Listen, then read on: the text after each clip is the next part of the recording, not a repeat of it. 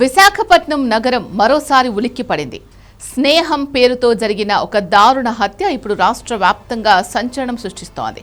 సరదాగా గడపడానికి వెళ్లిన ఒక యువతి శవమై తిరిగి రావడం అందరినీ కలిచివేస్తోంది. అసలు ఆ రాత్రి హోటల్ గదిలో ఏం జరిగింది? ఆ స్నేహితులు ఎందుకు శత్రువులుగా మారారు? పోలీసుల విచారణలో తేలిన నిజాలేంటి అనే కోణంలో పోలీసులు ఎంక్వైరీని స్పీడప్ చేశారు. వివరాల్లోకి వెళ్తే విశాఖలోని బీ స్క్వేర్ హోటల్ ఇప్పుడు ఒక విషాదానికి వేదికైంది.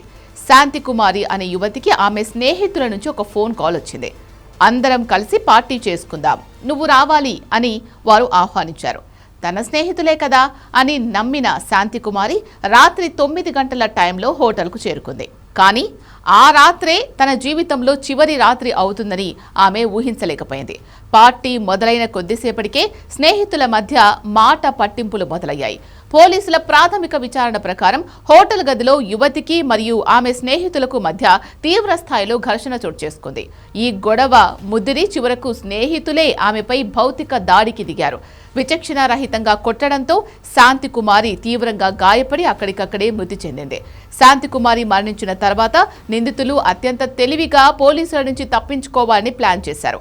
ఆమెకు ఫిట్స్ వచ్చిందని, అందుకే పడిపోయి చనిపోయిందని నమ్మించే ప్రయత్నం చేశారు. అయితే ఘటనా స్థలాన్ని పరిశీలించిన పోలీసులకు వారి మాటలపై అనుమానం కలిగింది. శరీరంపై ఉన్న గాయాలు మరియు గదిలోని పరిస్థితులు అది సహజ మరణం కాదని స్పష్టం చేశాయి.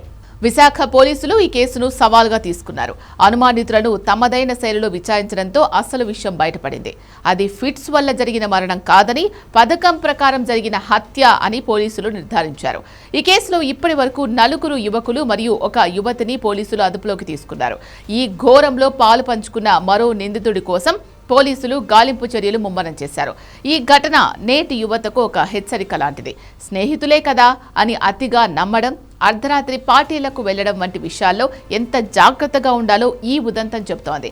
శాంతికుమారి మృతికి కారణమైన వారిని కఠిన శిక్ష పడాలని స్థానికులు కోరుకుంటున్నారు.